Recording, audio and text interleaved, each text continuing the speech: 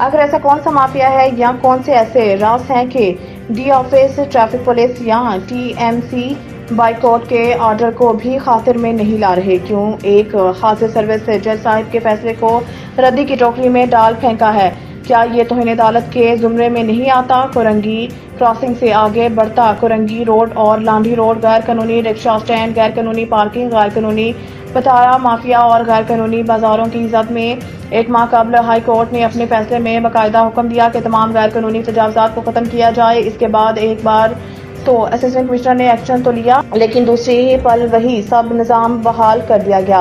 हमारा जहां न्यूज ने कोरंगी क्रॉसिंग से लांढी तक सड़क का हाल अपने कैमरे की आंख में कैद किया। सवाल ये उठता है कि क्या इदारों को ये सब दिखाई नहीं दे रहा या फिर हमले की मिलीभगत से ऊपर तक सबकी जेबें गर्म की जा रही हैं? सवाल तो बनता है। एक मोहतात अंदाजे के मुताबिक एक रिक्शा अपने रूट के 300 से 500 रुपए तक भर रहा है, जिसमें ट्रैफिक, चौकिया, चालान और गैर कानूनी स्टैंड की जिम्मेदारी ली जाती है और इन लोगों को सियासी जमातों की सरपरस्ती हासिल है।